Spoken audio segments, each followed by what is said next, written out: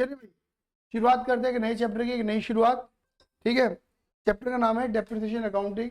अच्छा खासा बड़ा चैप्टर है और आपकी मतलब आपके सिलेबस में या आपके पेपर में आता ही आता है डेप्रिसिएशन अकाउंटिंग। तो देखो हम पहले ने बात डेप्रिसिएशन की तो नहीं करेंगे, डेप्रिसिएशन अकाउंटिंग की बात नहीं करेंगे, हम बात करेंगे डेप्रिसिएशन की कि भाई डेप्रिसिएशन का मतलब क्या होता है, डेप्रिसिएशन क्या होता है, क्या निकाला जाता है, कैसे होता है। तो देखो ऑब्वियस बात है, डेप्रिसिएशन जो डिफाइन करा गया है वो अकाउंटिंग स्टैंडर्ड नंबर 6 में डिफाइन करा गया है। तो पहले बताता हूँ, AS6 जो है वो इस वक्त जिंदा नहीं है, AS6 को मर्ज कर देगा AS10 में। बेसिकली AS6 जो था वो डेप्रिसिएशन के लिए बनाया गया था और AS10 जो था वो फिक्स एसेट्स के ऊपर बना हुआ था। अब क्या है, फिक्स एसेट और डेप्रिसिएशन को एक में डाल दिया गया AS10 के अंदर ही। बात क्लियर होगी नहीं हो गई? तो बात हम करते हैं, फिलहाल AS10 बोलते हैं, AS6 लिखा हुआ है फिलहाल मैंने, ठीक है ना। एज पर AS6 या as per AS10 depreciation is a measure of wearing out, depreciation is a measure of wearing out मतलब टूट फूट को depreciation कहते हैं, कंजम्पशन को depreciation कहते हैं, और मेन है loss of value of asset. ये अभी ये जो वर्ड है डेप्रिशिएबल इसे छोड़ दो, ठीक है ना। वेयरिंग आउट, कंजम्पशन और loss of value of asset arising from usage, effluxion of time, accident and ऑब्सोलेस्केंस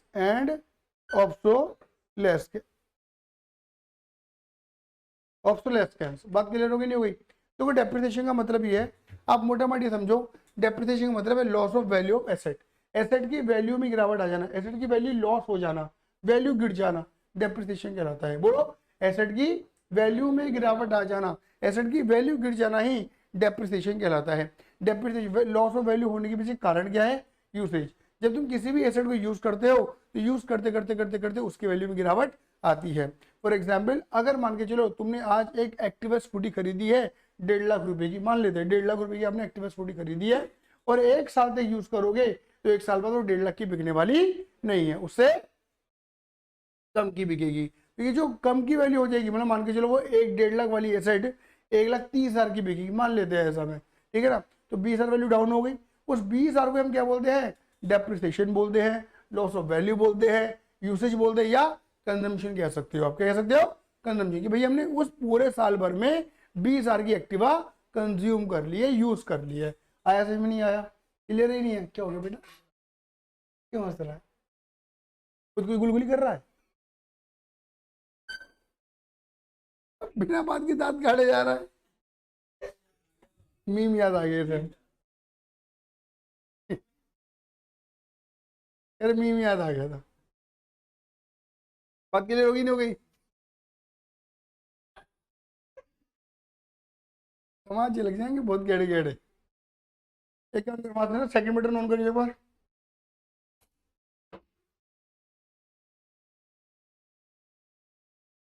ठीक है, तो यानी कि जब एसेट को यूज करते हैं तो यूज करते करते उसकी वैल्यू में गिरावट आ जाती है, उसको क्या कहते हैं? ठीक है, उसे बोलते हैं डेप्रिसिएशन, या फिर रिफ्लेक्सेशन ऑफ टाइम। तुम एसेट खरीद के ले आओ, मत करो यूज, एसेट को यूज मत करो, लेकिन अगर समय गुजरेगा तो एसेट के ऊपर डेप लगेगा ही लगेगा। फॉर एग्जाम्पल मान के चलो कि मान लो आकर्ष के पापा ने आकर्ष को एक एक्टिवा स्कूटी दिलवा दी, इसे खरीदी थी बुलेट, ये पापा ने दिलवा दी, चल एक्टिवा चला, है ना। मैं नहीं चला रहा एक्टिवा, तुम ही चला लो, रख लो, मैं पैदल चला जाऊंगा साइकिल पर, ठीक है। अब एक्टिवा तो स्कूटी ऐसी खड़ी हुई है क्योंकि पापा के पास तो बुलेट थी, ठीक है ना। एक्टिवा तो स्कूटी ऐसी खड़ी हुई है, तो वो क्या है, खड़ी हुई है बस मात्र, उसके ऊपर कोई मतलब कोई यूज नहीं कर रहे हम, मतलब यूसेज नहीं हो रही है, क्लियर है। तो समय तो गुजर रहा है ना, समय के गुजरने से भी क्या होगा? डेप लगता ही लगता है। जब टाइम गुजरता है तो डेप लगता ही लगता है, क्लियर ही नहीं है। चीजें समय के अकॉर्डिंग पुरानी होंगी और डेप लगेगा। एक्सीडेंट, एक्सीडेंट, अब सपोज मान के चलो DPSG में साई की कोई सेटिंग थी, ठीक है ना। अब ऑब्वियस बात है, साई को मान के चलो रोज 9 से लेकर 10 बजे तक रात को समय देना होता होगा बात करने के लिए। ये अपने घर के टेरिस पे गया फोन पे बतियाने के लिए, हंस हंस के बतिया रहा था। हाँ सब बढ़िया, पढ़ाई सही चल रही है, मैथ वाले सर पढ़ाते नहीं हो, ठीक है। बात कर रही थी, तुम पहली बार हंस रही हो, वो भी आवाज निकाल निकाल के, तो हंसो।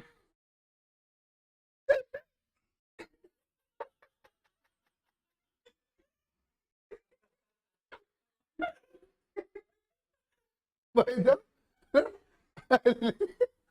अलग ही अलग ही हंसी आ रही है।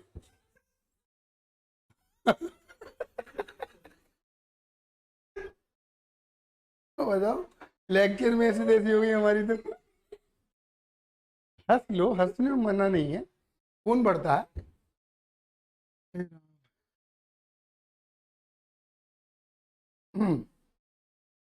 तो कहाँ पे थे भैया, हम साई के ऊपर थे। तो साई भैया बात कर रहा था, ठीक है। अब मान के चलो साई टेरिस पे था और रेलिंग पे खड़ा होकर बात कर रहा था। अचानक से इसका मोबाइल फिसल गया, पसीने बहुत आ गए थे तो फिसल गया, ठीक है। और फिसलने से मोबाइल टूट गया। तो उसे हम क्या बोलेंगे, एक्सीडेंट हो गया मोबाइल के साथ। तो ऑब्वियस बात है उस मोबाइल की जो कीमत होगी वो जरूरत से ज़्यादा गिर जाएगी। उसे हम क्या बोलते हैं, डेप्रिसिएशन ही बोलते हैं। एक्सीडेंट का मतलब ये नहीं होता कि ट्रक के नीचे स्कूटी आ गई, ये नहीं होता। एक्सीडेंट उसे भी कहते हैं, बस इसे भी एक्सीडेंट कहते हैं कि कुछ ना कुछ अचानक से जो चीज़ सोची नहीं थी एक्सीडेंटली लॉस हो गया, उसे हम क्या बोलेंगे, loss of value of asset बोलेंगे, डेप्रिसिएशन बोलेंगे। दूसरा क्या है, चौथा रीजन ऑब्सोलेस्केंस।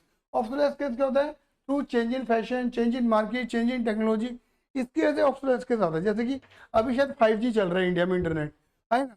5G से पहले क्या था, 4G, 4G से पहले क्या था, 3G, 3G से पहले क्या था, 2G, हाँ है ना। उससे पहले क्या था, GG। ठीक है, बात कर ले भाई। अब मान के चलो जब 2G, जब 3G आया तो 2G पुरानी टेक्नोलॉजी हो गई, डेप लग गया। जब 4G आया तो 3G पुरानी टेक्नोलॉजी हो गई, डेप लग गया। तो जब 5G आया तो 4G पुरानी टेक्नोलॉजी हो गई, उस पर डेप लग गया। आए ना। तो जब भी कोई नई टेक्नोलॉजी आती है पुरानी टेक्नोलॉजी पे क्या लग जाता है, डेप लग जाता है, मतलब उसकी कीमतें गिर जाती हैं। आप इसे बहुत आसान भाषा में समझ सकते हो। जब भी एक कंपनी अपना नया मोबाइल लॉन्च करती है तो उसके पुराने मॉडल पे क्या लगता है, डेप लगता है, और वो मार्केट में सस्ता हो जाता है। बोलो हाँ या ना। ये लोग वही वाली बात है, जो अब आईफोन 16 चल रहा है, 17 चल रहा है, मुझे नहीं पता, 16, 17 आ गया, 16 चल रहा है ना। तो जब आईफोन 16 आया था तो 15 के ऊपर क्या लगा होगा, डेप। 14 पे और डेप लगा होगा, मतलब उसके पुराने मॉडल क्या हो गए होंगे और सस्ते हो गए होंगे।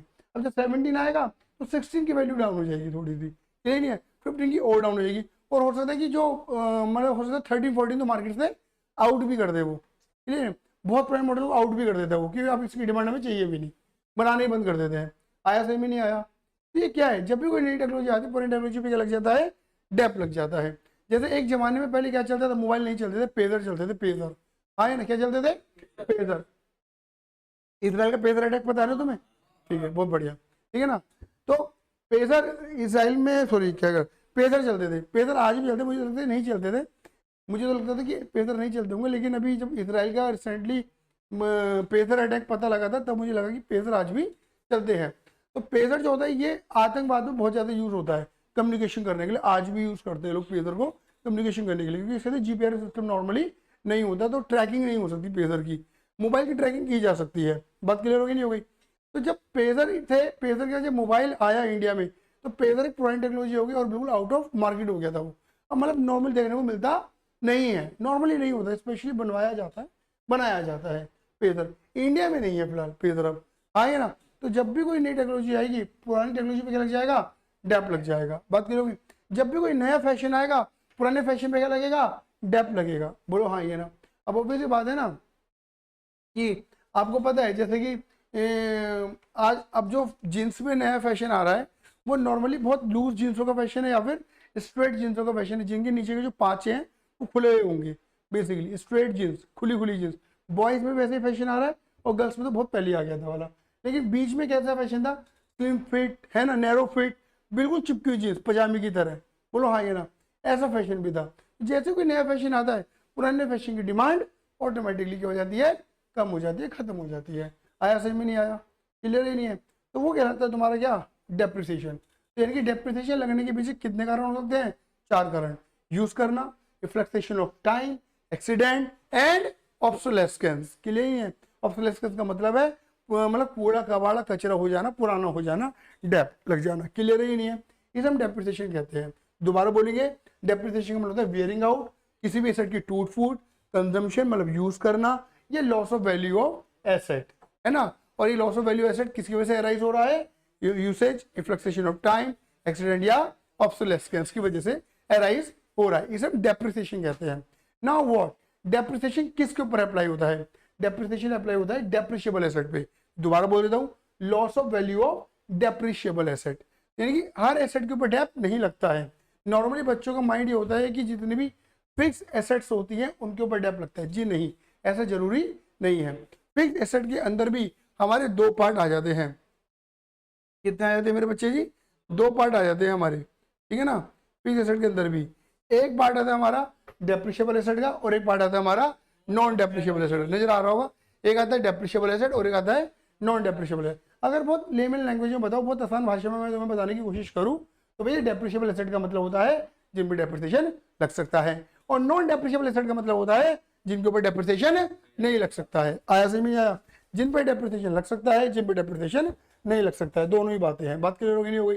लेकिन टेक्निकली हमें समझना पड़ेगा डेप्रिशिएबल एसेट का मतलब क्या होता है। तो देखो मैंने यहाँ पे लिखा हुआ है डेप्रिशिएबल एसेट क्या होता है? Depreciable asset means those asset which have satisfied following features, जो ये तीनों कंडीशन को पूरा कर दे। बोलो, जो ये तीनों कंडीशन को पूरा कर दे वो क्या कहलाएगी? डेप्रिशिएबल एसेट कहलाएगी। पहला क्या है? Having a limited useful life, मतलब उन एसेट की लिमिटेड यूजफुल लाइफ लिमिटेड होती है। लिमिटेड यूजफुल लाइफ लिमिटेड होती है, हाँ है ना। मतलब आप उन्हें अनंत सालों तक यूज नहीं कर सकते हो, एक समय के बाद वो एसेट कूड़ा कबाड़ा कचरा बेकार हो जाएगी। फिर क्या लिखा है? Are expected to be use during more than one accounting period. Are expected to be use during more than one accounting period, मतलब हम उन्हें एक साल से ज्यादा, अकाउंटिंग पीरियड नॉर्मली 12 महीने के होते हैं, तो हम उन्हें एक साल से ज्यादा यूज करेंगे, उन्हें हम एक साल से ज्यादा यूज करेंगे। बोलो हाँ या ना? और आगे क्या लिखा है? और आगे पढ़ो क्या लिखा है? Are held by an enterprise. Enterprise का मतलब है company, business, firm, entity. Are held by enterprise for use in the production और supply of goods and services, for rental to other और एडमिनिस्ट्रेटिव पर्पस, और नॉट फॉर सेल। मेन शब्द है not for sale in the ordinary course of the business. Normal business के अंदर मतलब हम इन्हें सेल करने के लिए नहीं खरीदते, अपने बिजनेस में यूज करने के लिए खरीदते हैं। या तो मैं प्रोडक्शन में यूज करूंगा, सप्लाई में यूज करूंगा, सर्विसेज को देने में यूज करूंगा, किराए पे देने में यूज करूंगा, या अपने मैनेजमेंट में यूज करूंगा। बोलो हाँ ये ना? जैसे क्लियर नहीं है तो एक बार तीन कंडीशन याद कर लो। क्या है? लाइफ लिमिटेड है, बोलो लाइफ लिमिटेड है, एक साल से ज्यादा यूज करूंगा, एक साल से ज्यादा यूज करूंगा, और बिजनेस में यूज करूंगा। मतलब इसी बात को मैं बहुत आसान भाषा में बोल रहा हूँ, बिजनेस में यूज करूंगा, बेचने के लिए नहीं खरीदूंगा, बेचने के लिए नहीं खरीदूंगा। एग्जांपल देता हूँ, तुम्हारे सामने तुम्हें ये पैनल नजर आ रहा होगा, इंटरेक्टिव पैनल, आएगा ना। वैसे तो बहुत कुछ यहाँ पे नजर आ रहा होगा आपको, फर्नीचर नजर आ रहा होगा, पैनल नजर आ रहा होगा, laptop, desktop, camera, mic, AC नजर आ रहा होगा, हाँ है ना। थोड़ा बाहर जाओगे कमरे के तो वाटर डिस्पेंसर नजर आ जाएगा, इन्वर्टर बैटरी नजर आ जाएंगे। बोलो हाँ है ना? ये सब क्या है अब बात समझना। अगर मैं यहाँ पे एक नॉर्मल से बात करूं, पहले हम बात कर लेते हैं जैसे कि पैनल है, एसी है, फर्नीचर है, ये क्या है? क्या इनकी लाइफ अनलिमिटेड है? नहीं, एक समय के बाद ऑब्वियस बात है ये सब मशीनरी है ना। ये फर्नीचर भी एक समय के बाद क्या हो जाएगा? बेकार हो जाएगा, टूट जाएगा।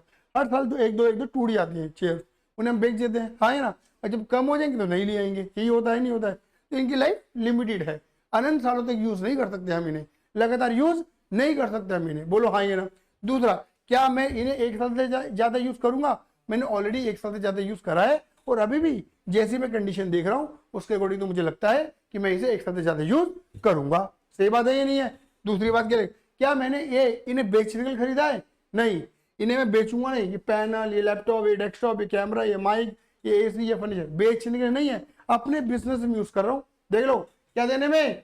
सर्विस देने में। बोलो हाँ ये ना? क्या देने में? सर्विस देने में यूज कर रहा हूँ। ये देखो, ये प्रिंटर रखा हुआ है, ये प्रिंटर क्या है? ये सर्विस दे रहा है, या मेरे एडमिनिस्ट्रेटिव पर्पस में यूज होगा, मतलब मेरे मैनेजमेंट में यूज होगा। बोलो हाँ ये ना? क्लियर है ये नहीं है? तो वही वाली बात यहाँ पर आई थी। ये जितनी भी एसेट तुम्हें दिख रही है ये सब क्या है?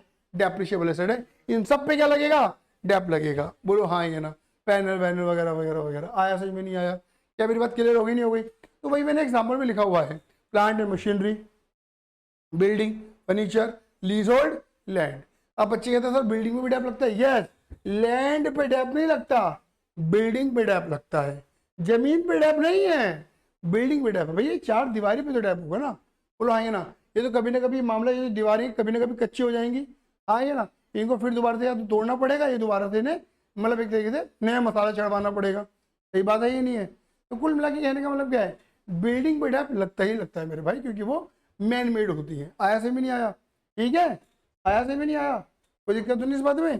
तो प्लांट एंड मशीनरी लैंड पे नहीं लगता। तो भैया आपने ये लीज होल्ड लैंड क्यों लिखी है टैप के लिए? देखो लीज होल्ड लैंड का मतलब ये होता है कि एक तरीके से एक निश्चित समय के लिए एसेट हमारे पास आती है, जमीन हमारे पास आती है। फॉर एग्जाम्पल मान लो निहाल की कोई प्रॉपर्टी थी, मुझे प्रॉपर्टी चाहिए थी इसकी अब शोरूम खोलने के लिए, मैंने 10 साल के लिए इससे ले ली किराए पर। बोलो हाँ ये ना। तो मालिक ये ओरिजिनल मालिक यही रहेगा भाई, मैं मालिक बनूंगा सिर्फ 10 साल के लिए, हाँ ये ना। तो मैंने 10 साल के लिए पैसा दिया इसे, बोलो हाँ ये ना। तो मेरे लिए क्या है, उस जमीन की जो यूजेज है वो लिमिटेड यूजेज है ना, हाँ ये ना। लेकिन इसके लिए लिमिटेड नहीं है, 10 साल ओरिजिनल ओनर यही रहेगा भाई, 10 साल बाद इसी के हाथ में आ जाएगी वो चीज, हाँ ये ना। इसे तो 10 साल के लिए मुझे दिया उन्होंने एग्रीमेंट, आया समझे। लैंड पे डैप नहीं है, लेकिन लीज और लैंड पे डैप लगता है, आया। Now non depreciable asset, non depreciable asset कौन सी होती है? सीधी सीधी बात, ऊपर जो 3 कंडीशंस हैं उनको छोड़कर उनमें कोई भी एक कंडीशन सेटिस्फाइड ना हो, ऑटोमेटिक एसेट कौन सी हो जाएगी? नॉन डेप्रिशिएबल हो जाएगी, समझ गए? ऊपर जो 3 कंडीशन है, limited use, more than 1 year use, use in the business, clear है? उनमें से अगर एक भी कंडीशन सेटिस्फाइड नहीं होती तो समझ जाना वो क्या है, नॉन डेप्रिशिएबल एसेट है। अब एग्जाम्पल की बात करते हैं, ये जमीन है ना, जमीन क्या मैं अपने बिजनेस में यूज कर रहा हूँ? हाँ, एक कंडीशन पूरी हो रही है, हाँ है ना। क्या मैं इस जमीन का यूज मोर देन 1 ईयर करूंगा? हाँ, दूसरी कंडीशन पूरी हो रही है। क्या इस जमीन का यूज लिमिटेड है? नहीं, इस जमीन का यूज मेरे लिए अनलिमिटेड है, बोलो हाँ है ना। ये कंडीशन फुलफिल नहीं हो रही, तो जमीन जो है वो ऑटोमेटिक हो जाएगी, नॉन डेप्रिशिएबल एसेट हो जाएगी। जबकि अगर मान लो जो निहाल वाला मैंने एग्जांपल दिया था, जमीन, हाँ बताओ, मैं इस जमीन को यूज मोर देन 1 ईयर करूंगा? करूंगा। बिजनेस यूज करूंगा? करूंगा। लेकिन इस जमीन का यूज मेरे लिए क्या है? लिमिटेड है। कितने साल के लिए? 10 साल के। That's called lease hold land. इसलिए क्या होता है, वो डेप्रिशिएबल एसेट की कैटेगरी में आ जाती है। आया समझ में नहीं आया?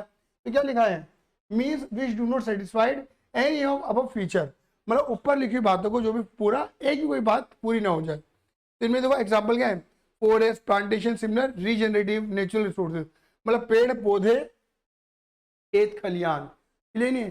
पेड़ पौधे, खेत खलियान, जो भी रीजनरेटिव रिसोर्सेज, मेन है रीजनरेटिव, जो दोबारा रीजनरेट करते हैं, जैसे आम के पेड़, है ना। ऐसा तो नहीं होता ना कि आम के पेड़ एक बार आम देंगे दोबारा आम नहीं देंगे, जब भी ऋतु आएगी वो दोबारा फल देंगे, बोलो हाँ ये ना। रीजनरेट करेंगे दोबारा से फलों को, बोलो हाँ ये ना। तो इनके ऊपर डैप नहीं लग सकता, क्लियर नहीं है? पेड़ पौधों पे, खेत खलियान पे इन पे डैप नहीं लग सकता, क्लियर नहीं है? ये जो बागान वगैरह होते हैं। Non regenerative resources, wasting asset.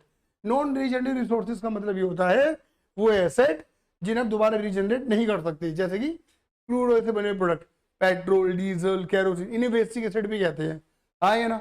अगर आपने एक बार एसेट यूज कर ली, एक बार पेट्रोल यूज कर लिया, आप दोबारा रीजनरेट नहीं कर सकते। फॉर एग्जाम्पल तू बाइक से आता है ना, इसे लेके आता है अपने साथ में, ऐसे होता है ना। कभी तुम बताओ, वंश बाइक से आते हैं, है ना, आया सावन झूम के, स्प्लेंडर चली घूम के, ही नहीं है, स्प्लेंडर से आता है ना तू, ठीक है ना, स्प्लेंडर से आता है ये।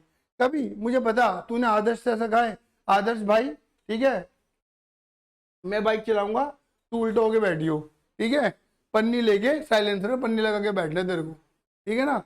जैसे ही मैं बूम बूम करूंगा, ठीक है ना, पेट्रोल मतलब खर्च होगा, पेट्रोल पानी वो पन्नी के अंदर आएगा साइलेंसर से, ठीक है, फिर हम दूसरे दोबारा यूज कर लेंगे। कभी ऐसा होता है क्या? नहीं। ये कभी ऐसा बोला इसने कि धुएं से पेट्रोल बना के दिखाऊंगा? नहीं कर सकते भाई, वो एक बार खत्म तो वो खत्म, यूज हो गया तो यूज हो गया।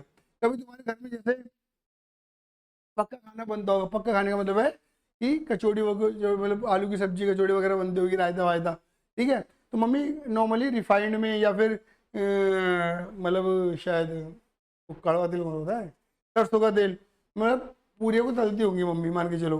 तो कभी तुमने ऐसा करा कि 10 पूरी मम्मी ने तुम्हारे आगे लाके लगी और तुमने पूरी को निचोड़ा, लो मम्मी यूज कर लेना, कभी ऐसा हुआ है क्या? नहीं, वो खत्म हो गया एक बार, वो मतलब पूरियों ने सूख लिए, बात खत्म, खत्म एक बार में मामला। तो वो क्या है, नॉन रीजनरेटिव रिसोर्स है, उन्हें रीजनरेट एक बार हो गया खत्म तो मामला खत्म। आया समझ में नहीं आया? हाँ ये ना। क्लियर ही नहीं है, इनके ऊपर कभी डैप नहीं लग सकता क्योंकि ये नॉन रिजेनरेटिव है, एक बार यूज हो गया तो बात ही खत्म। एक्सपेंडिचर और R&D, रिसर्च एंड डेवलपमेंट पे खर्चा करना, तो R&D के खर्चे पे कभी डैप नहीं लगता। नॉर्मली बात आपको बता के चलो, R&D का खर्चा नॉर्मली खर्चा माना जाता है, उसके ऊपर कभी डैप नहीं लग सकता। क्यों? बात समझिए ना, जैसे कई बार क्या होता है कि कई चीज़ों को समझने के लिए, परखने के लिए हमें एक्सपेंसेस करने पड़ते हैं, रिसर्च एंड डेवलपमेंट करना पड़ता है। रिसर्च का मतलब होता है कि एक तरीके से पहले तो अपनी नॉलेज को पूरा करो। रिसर्च का मतलब ये होता है कि कोई काम चाहते हो, उस करने के लिए अभी तुम पे नॉलेज नहीं है, उस नॉलेज को तुम एक्सप्लोर कर रहे हो, जगह जगह जाकर, इंटरनेट का यूज़ करके, लोगों से बात करके। This is called research. Research के अंदर पैसा लगता है, बात पहले बता के चल रहा हूँ। एक दिन तो रिसर्च पूरी नहीं होती, उसके अंदर बहुत अच्छा खासा एक्सपेंस लगता है, आपको घूमना पड़ता है, घामना पड़ता है। अब घूमते घामते अगर तुम चाट पकौड़ी भी खाओगे तो खर्चा हो रहा है, रिसर्च का तो खर्चा है। बोलो हाँ या ना। जैसे मैं आपको एक छोटा सा एग्जाम्पल देता हूँ, जो उस वाले कमरे के अंदर इंटरेक्टिव पैनल लगा हुआ है, वो इवेंट्स का सबसे पहला इंटरेक्टिव पैनल था जो उस वाले कमरे के अंदर है, ठीक है, जो पहले यहीं लगा था, वो वाला पैनल पहले यहीं लगा था, उस वाले कमरे वाला, क्लियर है। अब वो पैनल पहले हमने खाली पैनल पैनल खरीदा था, समझ गए, खाली पैनल। हम पे जो सिस्टम था, डेस्कटॉप हम पे पहले से था, क्लियर ही नहीं है। हम पे क्या नहीं था, कैमरा और माइक नहीं था हमारे पास, बात क्लियर होगी नहीं होगी। अब अभिषेक कह रहे थे कि हम अपना कैमरा जो DSLR है ना, DSLR को ही लगा देंगे और उसको ही कस देंगे और वही काम कर देगा और ये कर देगा और वो कर देगा, ठीक है। हमने DSLR का बहुत प्रयोग करने की कोशिश करी, DSLR साथ नहीं दे रहा था, क्योंकि वो वीडियो 20 मिनट से ऊपर की बनाता ही नहीं था, वो वीडियो 20 मिनट से ऊपर की बनाता ही नहीं था। फिर हमने बहुत रिसर्च करी कि भाई चलो DSLR को कैमरे में कैसे कन्वर्ट करें, तो वो उसके साथ एक अलग से इंस्ट्रूमेंट आता है, उसको चलो कनेक्ट करके देगा, उसको भी हम लेकर आए, दिल्ली गए, घूमे, रिसर्च करा, हमने बात करी, एक इंस्ट्रूमेंट लेकर आए, उसको भी हमने कनेक्ट करा, लेकिन उससे भी बात नहीं बनी। अच्छा, बात थोड़ी बहुत बन भी रही थी, तो जैसे ये एक एंगल फिट हुआ पड़ा है कि पूरी स्क्रीन पर हम प्रॉपर तरीके से, पूरी स्क्रीन दिख रही है और मैं भी दिख रहा हूँ, तो वो उससे मतलब कैप्चर कर पाना बड़ा मुश्किल हो रहा था, समझ रहे हो। तो मतलब वहाँ पर ये क्या, एक बार कैमरा ऑन हो गया तो ऑन हो गया, बात खत्म। अब इसमें हमें किसी मैन पावर की रिक्वायरमेंट नहीं है, लेकिन DSLR को ऑपरेट करने के लिए एक मैन पावर की रिक्वायरमेंट है, मतलब एक बंदा खड़ा होगा तभी वो DSLR चलेगा, अदरवाइज नहीं चलेगा। मेरी बात क्लियर होगी नहीं होगी। हमने बहुत उसके अंदर हमने मन के लो 5-10 हज़ार रुपये खर्च कर दिए हमने रिसर्च के नाम पर ही, मतलब आना जाना, थोड़ा बहुत खाना पीना और सामान भी खरीद के लाए थे, मिला मिलो के 10,000 रुपये खर्च कर दिए। बट ऑब्वियसली बात है, वो रिसर्च थी, उस रिसर्च का कोई रिजल्ट नहीं आया, आया ना। एट द एंड हमें समझ लिया कि भाई बिना बात के बेकार कर रहे हैं, बेटर ऑप्शन है कि कैमरे को बाय कर लिया जाए। फिर हमने इसकी रिसर्च करी, इसमें कई कंपनियां कैमरे देती थी, है ये सब चाइनीज प्रोडक्ट, ये बता के चल रहा हूँ, ठीक है। बस अभी अपना टैग लगा के बेचते हैं इन्हें, सब अपना ब्रांड लगा देते हैं, बात खत्म, अपने ब्रांडिंग करके बेचते हैं, सब आता ही चाइना से ही, क्लियर है। अब इसमें ये 2 थे 3 तरीके की वैरायटीज थी, ठीक है ना।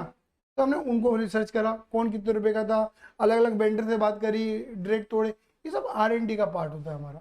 अब R&D के खर्चे नॉर्मल खर्चे कहलाते हैं, इनके ऊपर कभी डेप्रिसिएशन नहीं लगता है। आया समझ में नहीं आया? चलिए, गुडविल, लाइव स्टॉक और जमीन का तो मैंने बता ही दिया आपको, आया ना। लाइव स्टॉक का मतलब है कुत्ता बिल्ली सांड बिजार, आया ना। क्या बोला बेटा मैंने? कुत्ता बिल्ली सांड बिजार, गाली नहीं पकड़ा मैं, कुत्ते का मतलब कुत्ता ही है वो, बिल्ली का मतलब बिल्ली ही है, कुत्ता बिल्ली सांड बिजार, इनके ऊपर कभी डैप नहीं लगता, मतलब पशु पक्षी के ऊपर कभी डैप नहीं लगता। मतलब अगर मान के चलो किसी का डेयरी का काम है ना, डेयरी यानी कि वो मिल्क प्रोडक्शन करता है, गाय भैंसे पाल रखी है, ठीक है, उनसे दूध निकाल कर बेचता है, डेयरी डेयरी का काम है। अब मान के चलो उसकी उस बंदी की अगर एक भैंस मर गई, है ना, वो एक डैप लग गया, ऐसे बोलेगा वो, भैंस मर गई डैप लग गया। एक्चुअली इनके ऊपर डैप लग ही नहीं सकता, क्योंकि इनकी लाइफ के बारे में हम प्रिडिक्शन नहीं कर सकते कि कितने सालों तक जिएंगे। बोलो हाँ ये ना, क्लियर नहीं है। जैसे अगर कोई पूछे लैपटॉप की लाइफ, स्कूटी की लाइफ, बाइक की लाइफ, एक अनुमान लगाया जा सकता है, कंपनियां बताती भी हैं कि भाई इतने साल तक की बढ़िया चकाचक चलती है, इतने किलोमीटर तक बढ़िया चलेगा मामला। बोलो हाँ ये ना, ठीक है। इनकी लाइफ का पता, लेकिन लाइफ स्टॉक के बारे में पता नहीं लगाया जा सकता।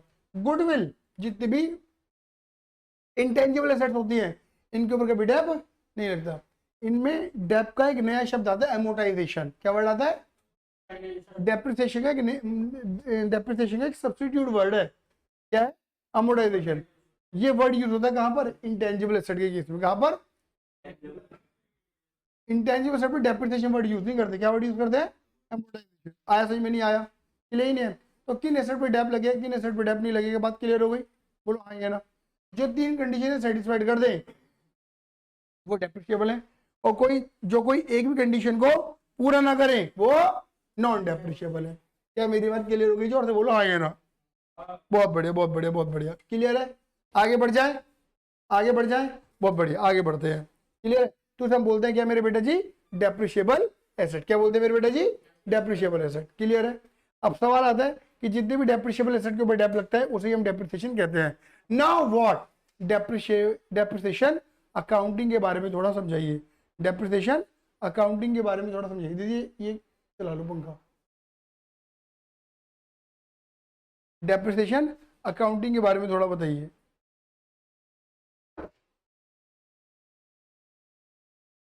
ठीक है, अब डेप्रिसिएशन अकाउंटिंग के बारे में थोड़ा समझते हैं, आ जाओ। डेप्रिसिएशन अकाउंटिंग मींस, देखो क्या लिखा है? Depreciation accounting means allocation. क्या लिखा है? एलोकेशन। एलोकेशन मतलब बांटना, एलोकेशन यानी कि बांटना। Allocation, allocation, allo yellow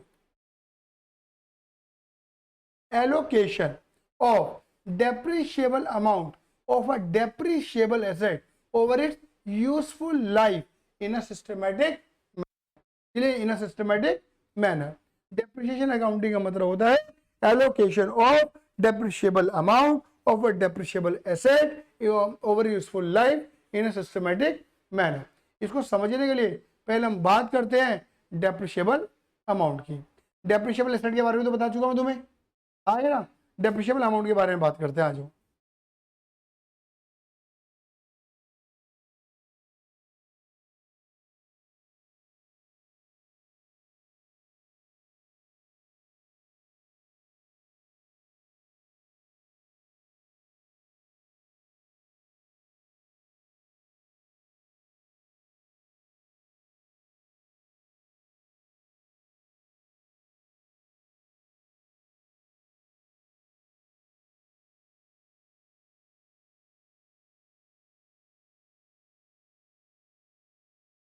depreciable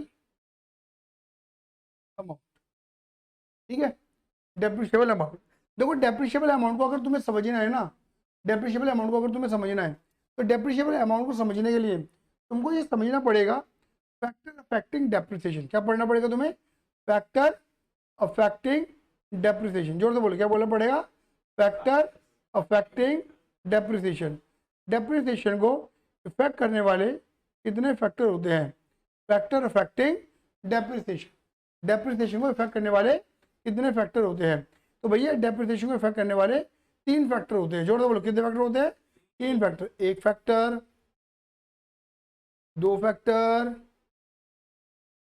और तीन फैक्टर।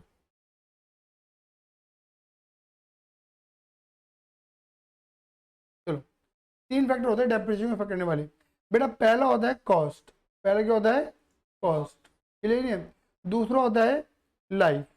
दूसरा होता है लाइफ, ठीक है ना? और तीसरा होता है scrap value.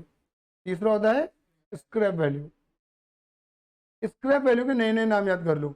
Scrap value, salvage value, scrap value, salvage value, या आप इसे कह सकते हो रेसिडुअल वैल्यू। बोलो रेसिडुअल वैल्यू। बोलो हाँ ये ना। पता है इसका मतलब क्या होता है? इसका मतलब होता है value, value at the end of the life.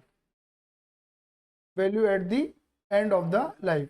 जब एसेट की लाइफ एंड हो जाती है, हाँ ना, एसेट की लाइफ एंड हो जाती है तो जो एंड में वैल्यू बचती है उसे हम बोलते हैं स्क्रैप वैल्यू। कबाड़े का भाव, बची हुई वैल्यू, रेसिडुअल वैल्यू, बची हुई वैल्यू। सॉल्व वैल्यू ना कितने बिक जाएगी, कबाड़े का भाव, स्क्रैप वैल्यू, आए ना? या बची हुई वैल्यू, रेसिडुअल वैल्यू। आया समझ में? नहीं आया? मतलब अगर मान के चलो कोई एसेट 5 साल तक तुम यूज करोगे तो 5वें साल में यूज करने के बाद at the end of 5th year वो कितने की बिक जाएगी, विच इज कॉल्ड स्क्रैप वैल्यू। बोलो हाँ या ना? सब क्या बोलोगे? Scrap value. आया समझ में? नहीं आया? कॉस्ट का मतलब क्या होता है? कॉस्ट का मतलब है ओरिजिनल कॉस्ट। क्या मतलब होता है? Original cost. कॉस्ट का मतलब ओरिजिनल कॉस्ट, या नॉर्मल शब्दों में हम इसे बोलते हैं हिस्टोरिकल कॉस्ट। क्या बोलते हैं? Historical cost. मतलब एसेट तुम्हें कितने की पड़ी है, एसेट तुम्हें कितने की पड़ी है, एसेट तुम्हें कितने की, बोलो, एसेट तुम्हें कितने की पड़ी है, which is called original cost, historical cost. आया समझ में? नहीं आया? क्या मेरी बात क्लियर होगी नहीं होगी? हिस्टोरिकल कॉस्ट, ओरिजिनल कॉस्ट, कुछ भी कह लो आप लोग। आया? बोल दीजिए फटाफट से, हाँ या ना। ठीक है, तो उसे बोलते हैं हम क्या? कॉस्ट। अभी कॉस्ट के बारे में चर्चा और करेगी, चिंता मत करो, डीप में जाएंगे। लाइफ। अब देखो लाइफ क्या होता है? लाइफ दो तरीके की होती है। कितने तरीके की होती है लाइफ? दो तरीके की बेटा। एक तो होती है यूजफुल लाइफ,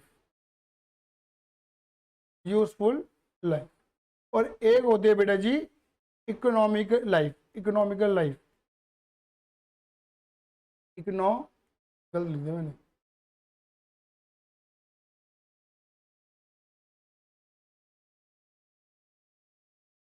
इकोनॉमिकल लाइफ।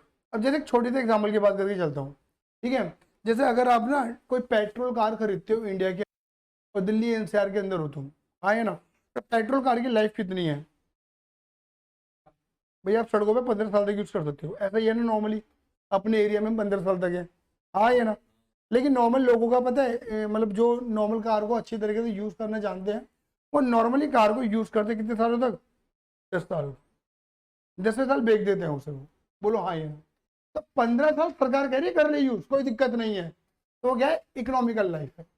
वो क्या है? इकोनॉमिकल लाइफ है। लेकिन हम नॉर्मल यूज करते हैं उसे 10 साल, तो हमारी यूजफुल लाइफ हो गई। तो ये ध्यान रखना, ये ध्यान रखना, इकोनॉमिकल लाइफ और यूजफुल लाइफ अलग अलग हो सकती है। मतलब यहाँ ये नॉर्मल सी बात है कि जो यूजफुल लाइफ होती है वो इकोनॉमिकल लाइफ के बराबर, जो उससे कम होती है, ज्यादा नहीं होती। बात क्लियर होगी नहीं होगी? हाँ है ना, क्योंकि हम कानून का उल्लंघन थोड़ी ना करेंगे। मेरी बात क्लियर होगी नहीं होगी?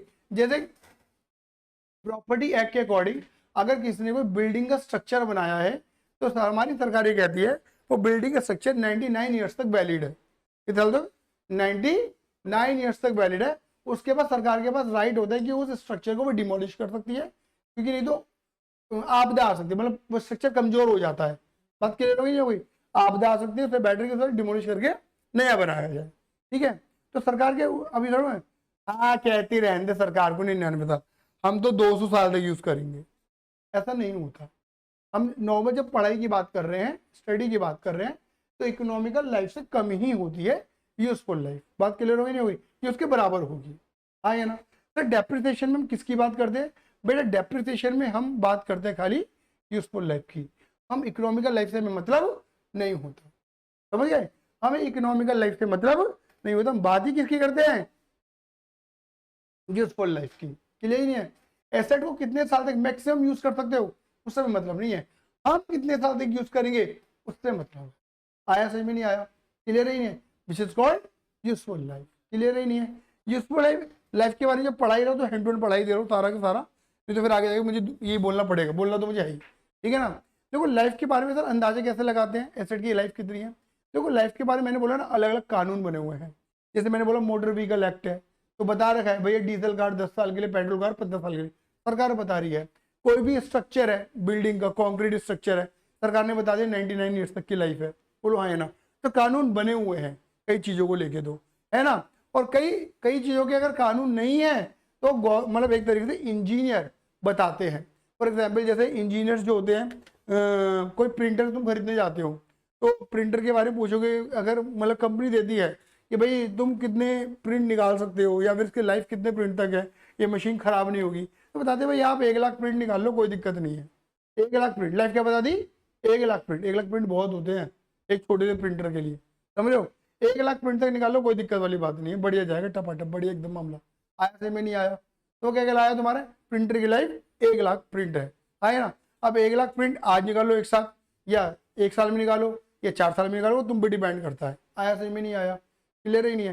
जैसे नॉर्मल जब तुम स्कूटी खरीदते हो ना, तो नॉर्मली स्कूटी की लाइफ ईयर्स में नहीं होती मेरे भाई, ईयर्स में नहीं होती। वो ईयर्स में हम अंदाजा लगाते हैं, ईयर्स में होती नहीं है। नॉर्मली जो स्कूटी की लाइफ होती है, जो इंजीनियर्स देते हैं वो किलोमीटर्स देते हैं कि 50,000 किलोमीटर तक कोई दिक्कत नहीं है, बढ़िया चलेगी, 50-60 तक कोई दिक्कत नहीं। उसके बाद तो भाई ऑब्वियस बात है इंजन बोलेगा ही बोलेगा, और बोलते भी बीच बीच में सर्विस करवाते रहना, आए ना। तो अगर तुम सर्विस ऑन रूटीन करा रहे हो, तरीके से काम कर रहे हो, तो ऑब्वियस बात है उसकी हेल्थ बढ़िया रहेगी, स्कूटी लंबी चलेगी। और नहीं तो वो तो बोल ही जाएगी चीज़ें। हाँ ये ना, अब मान लो अगर 50,000 किलोमीटर तक की स्कूटी की लाइफ है, एग्जाम्पल लेके चलते हैं, ठीक है ना, तो 50,000 किलोमीटर डिपेंड हो ना कि हो सकता है मैं कितनी चला रहा हूँ, तुम कितनी चला रहे हो, एक नॉर्मल स्टूडेंट कितनी चला लेगा और एक व्यापारी कितनी चला लेगा, उसका घूमने का ही काम है। तो सही बात है। अगर किसी की दिन में ही ट्रैवलिंग 150 किलोमीटर की ट्रैवलिंग है स्कूटी पे ही, बोलो हाँ या ना, तो अच्छी खासी लाइफ यूज़ कर लेगा, वो बहुत जल्दी कंजम्पशन कर लेगा स्कूटी को, बोलो हाँ या ना। लेकिन अगर स्टूडेंट है और वो खाली 20 किलोमीटर ही चलाता है पूरे दिन भर में, है ना, यार दोस्तों में कोचिंग वगैरह स्कूल जाने के चक्कर में, बोलो हाँ या ना, ठीक है, तो उसके लिए क्या है, स्कूटी लंबे समय तक कई सालों तक चलेगी। तो सवाल क्या है कि आप उतने किलोमीटर को कितने सालों में सक कर लोगे, खत्म कर लोगे, हाँ या ना। नॉर्मली जब घर में बच्चों को स्कूटी दिलवाई जाती है तुम जैसे बच्चों को, तो वो स्कूटी बहुत लंबे समय तक चलती है। लेकिन अगर वही स्कूटी तुम्हारे पापा मम्मी अपने लिए खरीदते हैं तो वो बहुत शॉर्ट पीरियड के लिए चलते हैं, 5 या 7 साल तक ही चलती है, खत्म हो जाती है उसके बाद, क्योंकि पापा ने उस स्कूटी को वैसे यूज करा होता है तुम्हारे। आया समझ में नहीं आया? तो ये मैं बताना चाह रहा हूँ कि लाइफ का अंदाजा गवर्नमेंट देती है, इंजीनियर्स देते हैं, क्लियर ही नहीं है। या फिर और अंदाजे कैसे लगाया जा सकता है? और अंदाजा होता है हमारा पास्ट एक्सपीरियंस। क्या होता है हमारा पास्ट एक्सपीरियंस? जैसे मैं खुद का एक एग्जांपल दे रहा हूँ, मेरे पास जो स्कूटी है वो मेरी सेकंड स्कूटी है, मेरी जिंदगी की दूसरी स्कूटी है वो, मतलब इससे पहले मेरे पहली स्कूटी भी रही होगी। उस स्कूटी को नॉर्मली मैंने पहले वाली स्कूटी को 10 साल तक यूज किया, तो मतलब मैं क्या एक्सपेक्ट करूंगा कि इस स्कूटी को भी कितने साल तक यूज करूंगा, 10 साल तक यूज करूंगा, ये तो मेरी एक्सपेक्टेशन होगी। यानी कि मैंने अपने पुराने एक्सपीरियंस से अंदाजा लगा लिया कि एसेट की लाइफ मेरे लिए कितनी है, बोलो हाँ या ना। सही बात ही नहीं है? या फिर एक एनालाइज और होता है, कॉम्पिटिटर एनालाइज। क्या होता है? कॉम्पिटिटर एनालाइज, कि अगर आप कोई एसेट खरीद के ला रहे हो, वो एसेट आप पहली बार लेकर आ रहे हो, आपको नहीं अंदाजा, लेकिन आपके कॉम्पिटिटर के पास पहले से थी वो एसेट, तो उससे तुम वार्तालाप करके बातचीत करके पता लगा सकते हो कि भाई कुछ अंदाजा कितने साल हो गए तुम्हें, है ना, ये पहली मशीन है तुम्हारी, दूसरी मशीन है तुम्हारी, है ना, पहले कितने साल की थी। तो तुम कॉम्पिटिटर एनालाइज लगाकर भी पता लगा सकते हो, रिसर्च कर सकते हो कितने साल तक की लाइफ है एसेट की। आया समझ में नहीं आया? बोल दीजिए फटाफट दे। ये मैंने लाइफ का अंदाजा बताया। और याद रखना कि लाइफ में हम कौन सी लाइफ रहते हैं, यूजफुल, कि मैं कितने साल तक एसेट को यूज करूंगा, है ना। सरकार कितना बता रही है, इकोनॉमिकल लाइफ कितनी, मुझे उससे मतलब नहीं है। आया समझ में नहीं आया? जोर तो बोलो फटाफट से आएंगे ना। तो ये 3 फैक्टर हैं, कौन कौन से? Cost, life, square value. जोर से बोलो, कॉस्ट, कॉस्ट, लाइफ और स्क्वायर वैल्यू। मतलब इन्हें फैक्टर अफेक्टिंग डेप्रिसिएशन बोलते हैं। क्या बोलते हैं? Factor affecting depreciation.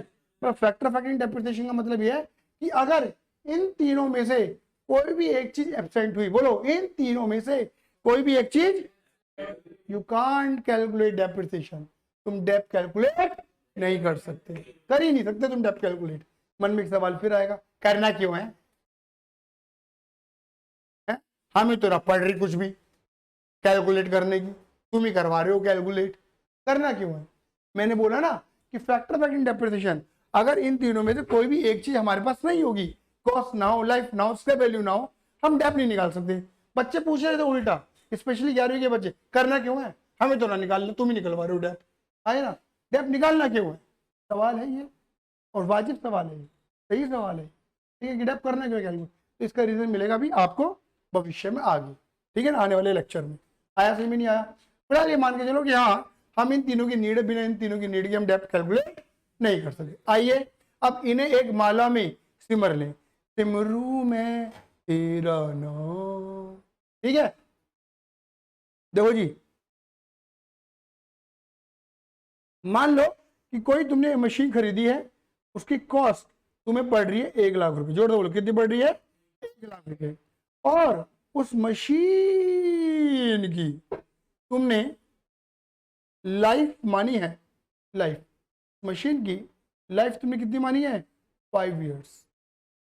तो एसेट को यूज करोगे 5 साल तक।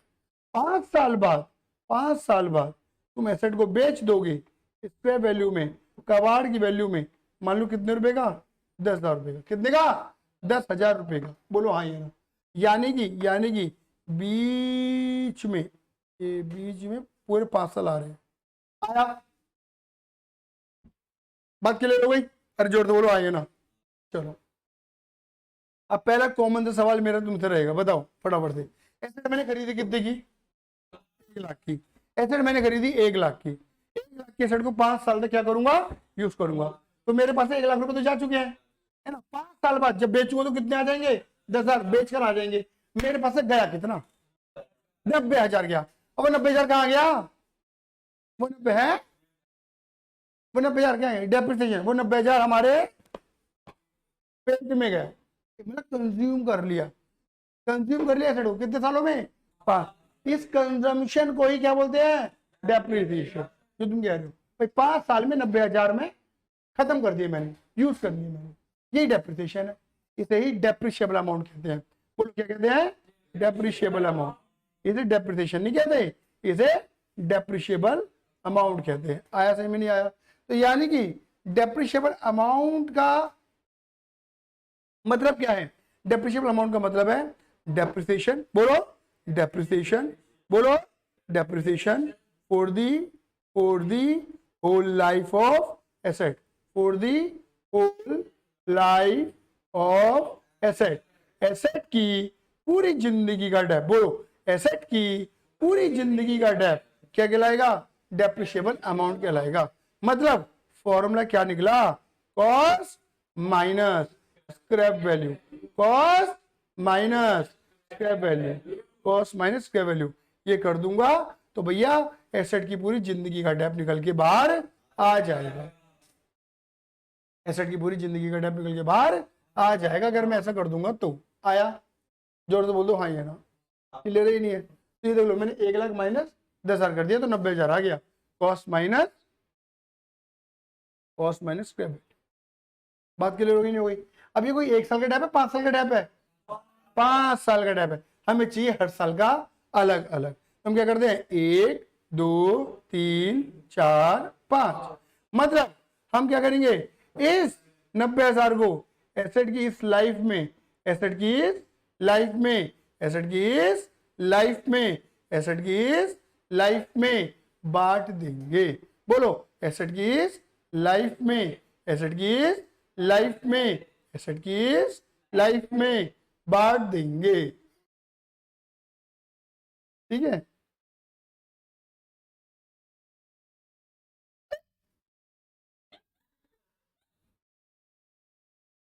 दीदी मतलब अजीब हो रहा है, फिर पता क्या बोलूं मैं, छोड़। इसे हम क्या बोलते हैं मेरे बेटे जी, डेप्रिसिएशन अकाउंटिंग। अब आ जाओ पढ़ते हैं इसे हम, क्या पढ़ा था हमने, allocation of depreciable amount. Depreciable amount को एलोकेट कर देना एसेट की लाइफ में, ओवर यूजफुल लाइफ लिखा होता ना, useful life, over is useful life in a systematic manner, एक सही तरीके से, एक सही ढंग से। आया समझ में नहीं आया। देखो मैंने लाइफ के बारे में पूरी चर्चा तुम्हारे साथ कर ली, मैंने स्क्रैप वैल्यू के बारे में बता दिया, कबाड़े का भाव। अब बात करते हैं किसकी, पहले कॉस्ट की बात कर लेते, किसकी मेरे बच्चे, कॉस्ट की बात कर लेते हैं। मैंने बताया कॉस्ट का मतलब है ओरिजिनल कॉस्ट, कॉस्ट का मतलब है हिस्टोरिकल कॉस्ट। मतलब देखो अकाउंट, मैंने यहाँ पे हिस्टोरिकल वर्ड क्यों बोला पहले ये समझ लेना, ये वर्ड समझना बहुत जरूरी है, क्योंकि अकाउंट कभी भी फ्यूचर के डेटा पे काम नहीं करता, अकाउंट हमेशा हिस्टोरिकल डेटा पे काम करता है। किस पे काम करता है, हिस्टोरिकल डेटा पे काम करता है, हमेशा अकाउंट हिस्टोरिकल डेटा पे काम करता है। हिस्टोरिकल डेटा का मतलब क्या है, अकाउंट के अंदर कोई भी ट्रांजेक्शन रिकॉर्ड होती है वो ट्रांजेक्शन होने के बाद रिकॉर्ड होती है, हाँ ये ना, होने के बाद रिकॉर्ड होती है। बोलो हाँ ये ना, मतलब ये मान के चलो, आप ये मान लो कि जब देखो, अगर मान के चलो आज साईं मुझसे कह के गया सर मैं कल आपकी फीस लेकर आऊंगा, है ना, रिकॉर्ड कर दूं, लाऊंगा और अभी लाऊंगा नहीं ला, जब ले आएगा तब रिकॉर्डिंग पे जाएगा, बात करोगे तो ट्रांजेक्शन होने के बाद रिकॉर्डिंग होगी। आया समझ में नहीं आया, जब रिकॉर्डिंग हो मतलब ट्रांजेक्शन हो जाएगी तब रिकॉर्डिंग। तो अकाउंट हमेशा हिस्टोरिकल डेटा, पास्ट डेटा पे काम करता है। किस पे काम करता है, पास्ट डेटा। तो यानी कि अकाउंट में कॉस्ट का मतलब है हिस्टोरिकल कॉस्ट, कॉस्ट का मतलब है which is already incurred, which is already incurred करेंगे, इंकर्ड करेंगे नहीं, इंकर्ड हो गया, कर दिया, समझ गए। अरे आया समझ में नहीं आया, क्या लिखेंगे, विच इज ऑलरेडी इंकर्ड, मतलब वो लागत जो ऑलरेडी हम इंकर्ड कर चुके हैं, भाई पे कर चुके हैं। इसका फॉर्मूला क्या है सर बताओगे, बिल्कुल बहुत आसान है। कॉस्ट का मतलब ओरिजिनल कॉस्ट, हिस्टोरिकल कॉस्ट, इसका मतलब ये है बोलो परचेज प्राइस, एसेट कितने की पड़ी, परचेज। अब सामने वाले बंदे को आपने बोला यार इतने रुपए की, आपने डिस्काउंट बोला, उसने आपको डिस्काउंट दिया या रिबेट कह लो, रिबेट दिया। हो सकता है फिर डिस्काउंट के बाद आपके ऊपर क्या लगे, टैक्सेस लगे। लेकिन बस एक चीज याद रखना, टैक्सेस का मतलब है, टैक्सेस का मतलब है नॉन नॉन रिफंडेबल टैक्स, जो रिफंड नहीं होंगे। क्लियर ही नहीं है। Plus installation and erection charges, plus any other expenses which makes assets in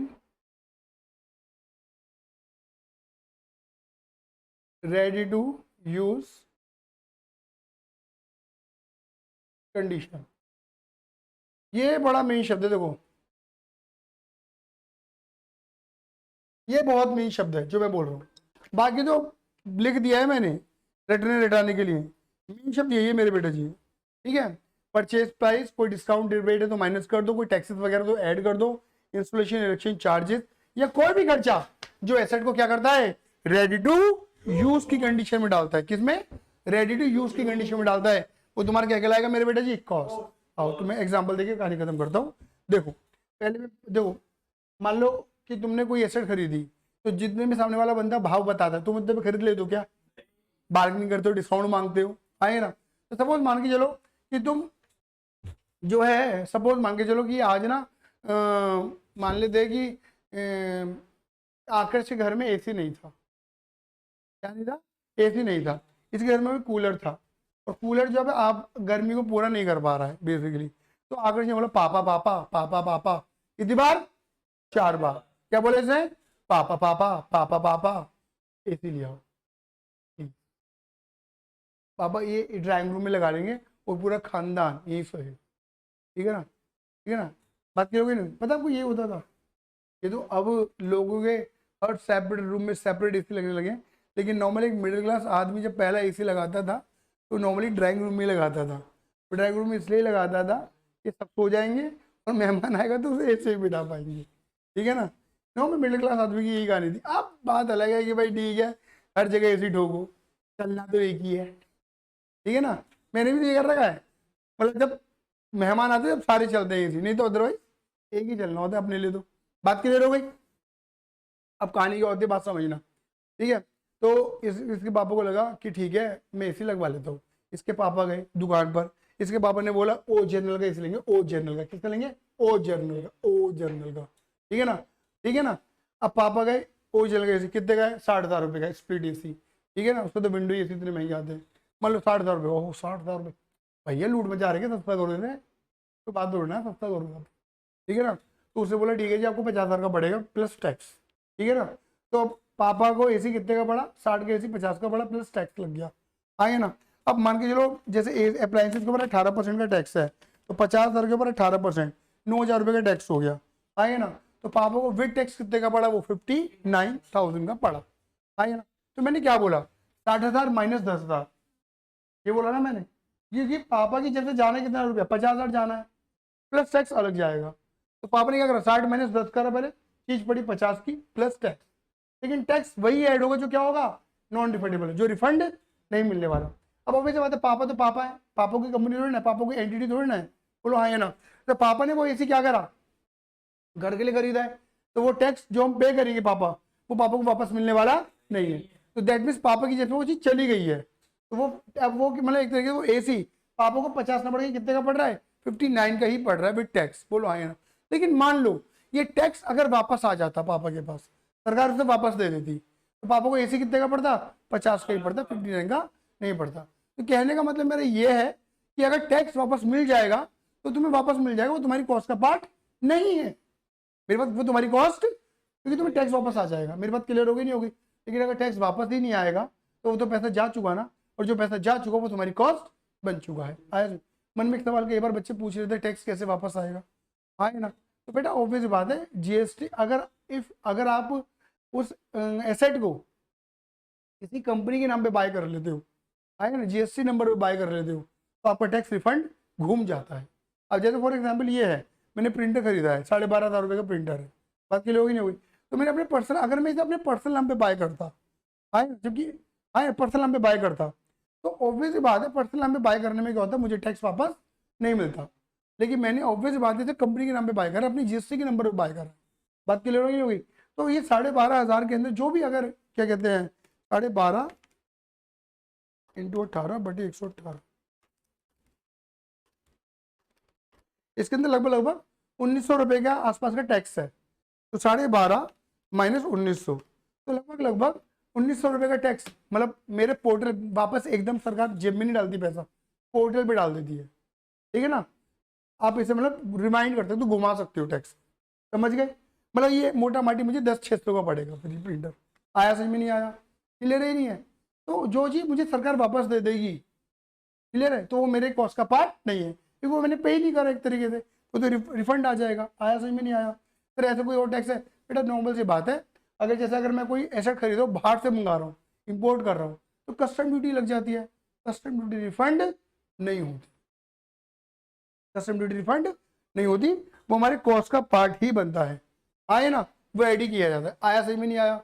अब जैसे एसी पापा लेकर आ गए, आए ना, एसी आगे दो है ना, अब पता देखो कितना सियाना बच्चा है ना। घर में जब एसी आया तो एसी में 2 डब्बे होते हैं, एक आउटर होता है ना, और एक इनर होता है ना, एक स्प्लिट होता है और एक बाहर का आउटडोर होता है, उसका क्लियर ही नहीं है, ठीक है। इस बच्चे को नहीं पता था, इसको तो बस एसी के बारे में पता था, इस बच्चे को नहीं पता था कि 2 डब्बे आते हैं। इसने देखा 2 डब्बे हैं, पापा पापा मैंने तो एक ही बोला था, अब 2 नहीं आए, इन्हें ऐसे बोला, इतना सीधा बच्चा है अगर ठीक है।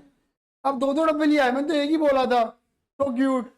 पापा ने बोला चला जाए यहाँ से, 59,000 रुपये खर्च हो गए मेरे ये इसी के चक्कर में, ठीक है ना, बात के लिए हो गई। इतना सियाना बच्चा है, इससे लगा एसी आते ही ठंडी ठंडी हवा दे देगा। इन्हें क्या करा, ये जो इंडोर था ना, इंडोर, इसे खोला, इसे बाहर निकाला, इसको प्लग लगाया और बैठ गया, ये हवा आएगी। हीटर थोड़ी ना है वो, उसकी प्रॉपर इंस्टॉलेशन होती, गधे पता नहीं है तेरे को, बैठ गया। हर जगह नहीं बैठा जाता, देख के बैठा जाता है। बात क्लियर हो गई, बात क्लियर हो गई। अब भैया एक इंजीनियर आया, इंजीनियर ने बोला भाई साहब ये एसी कहाँ लगवाना है, भाई साहब इस एसी को इस दीवार पे लगाना है, और सर आउटडोर का लगाना, आउटडोर देखो सर, आउटडोर तो हमारा छत पे जाएगा, ठीक है ना। अच्छा मतलब स्प्लिट यहाँ लगेगा और आउटडोर छत पे जाएगा 3 मंजिलों ऊपर। हाँ भाई साहब ये जो वायर आती है ना, उसकी जो कूलिंग वायर होती है, ठीक है ना, जो कॉपर वायर होती है, कॉपर के पाइप होते हैं, ये लाने पड़ेंगे। जो भैया डब्बे में होगा, इसके पापा कह रहे डब्बे में होगा ना, डब्बे में तो निकाल लो। सर कंपनी तो इतना ही देती है बस, 1 मीटर दे। अब आपके में लगेगा सर 50 मीटर, कंपनी 50 मीटर थोड़ा देगी, 1 मीटर देती है बस, 1 मीटर, ठीक है ना। 50 मीटर देना पड़ेगा, हाँ भैया 50 मीटर देना पड़ेगा। तो खर्चा कितना है, 10,000 रुपये का आएगा, कॉपर वायर 10,000 रुपये का आएगा, ठीक है जी। बात क्लियर हो गई, हो गई। 10,000 रुपये का आ गया, आपने कॉपर वायर लगाए 10,000 रुपये का, ठीक है। फिर इंजीनियर भी लेगा कुछ ना कुछ रुपये, ठीक है, इंजीनियर ने भी 2,000 रुपये ले लिए। अब भैया चला दे दो, सर आपकी में ना पुराना मकान बना हुआ है ना, तो शायद एसी की वायरिंग नहीं होगी, है ना, एसी वाली जो तार होती है ना 5 mm की, 5 mm की तार जाती है, आपके जो तार डले हुए ना वो 1 mm के तार डले हुए हैं, 5 mm के तार डले होते हैं अंदर, तो थोड़ा, तो क्या करना है, इलेक्ट्रिशियन हमारा काम नहीं है, आपको बिजली वाला भैया बुलाना पड़ेगा, समझ गए, ठीक है। तो फिर बिजली वाले भैया को बुलाया गया, बिजली वाले भैया हाँ भैया कर दूंगा, सीधा देखो तार वार तो क्या डालेंगे, सीधा मीटर तक मैं कर दूंगा, सीधा मीटर से बिजली आएगी, ठीक है। तो फिर क्या खर्चा पानी है, देखो मेरे नाम का तो 1,000 रुपया, सामान आएगा 2,000 रुपये, ठीक है ना, सामान 2,000 का, बिजली वाला ले गया 1,000 रुपये, और वो इंजीनियर कितने ले गया था, और सामान 10 का 10 जोड़ते नहीं, मतलब ध्यान रखना, 10 2 1,000 2, ऐसे ही हुआ था, ठीक है ना, 10,000 दो, क्लियर ही नहीं है। अब बिजली वाले भैया ने भी लगा दिया, भाई चालू तो कर दो। सर रिस्क क्यों ले रहे हो, रिस्क ले रहे हो, यहाँ पे लाइट फ्लक्चुएट रहती है सर, सीधा बिजली भी चला दोगे क्या, स्टेबलाइजर लगाओ। वो भी लगाना है, हाँ वो भी लगाना, ठीक है।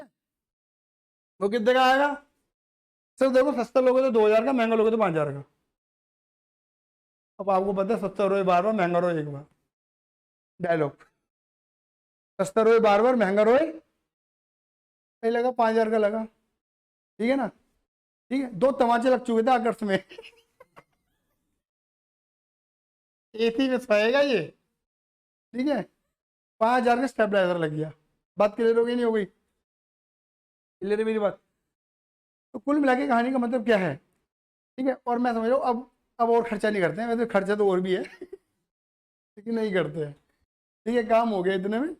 तो मान के चलते हो भाई, अब एसी मुझे बताओ पापा को कितने का पड़ा, 59,000 का, समथिंग एल्स, कितना जोड़ लिया, है ना, कैसे, भाई 59,000 का तो एसी लाए थे पापा, लेकिन वो एसी तो बेकार ही रहता अगर वो पापा को काम नहीं करवाते।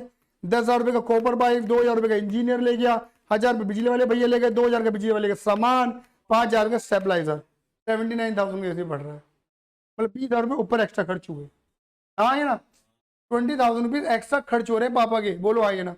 अब मैं तुमसे एक सवाल पूछता हूँ, अगर पापा को 20,000 रुपये खर्च ना करे तो क्या उस एसी को यूज कर पाएंगे, नहीं कर पाएंगे, वो परिवार नहीं कर पाएगा। तो वही है, क्या है, मैंने क्या लिखा था, रेडी टू क्लोज हो गया वो,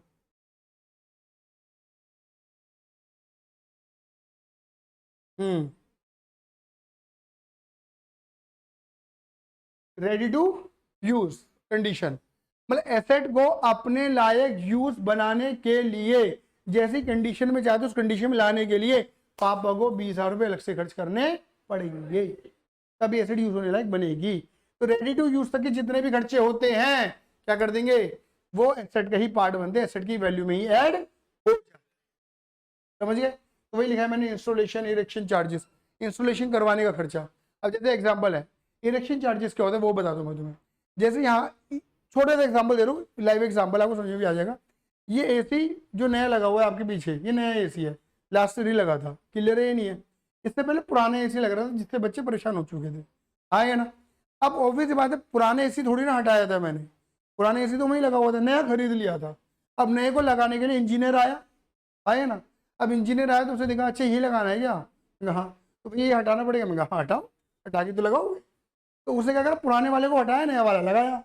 तो उसने क्या करा, जहाँ मुझे 1,250 रुपये देने थे इंजीनियर की सर्विसेज के, उन्होंने बोला भैया 500 रुपये का एक्स्ट्रा है हटाने की, क्लियर ही नहीं है, बात क्लियर होगी नहीं होगी। तो मैंने उसे 500 रुपये और एक्स्ट्रा दिए, क्लियर ही नहीं है।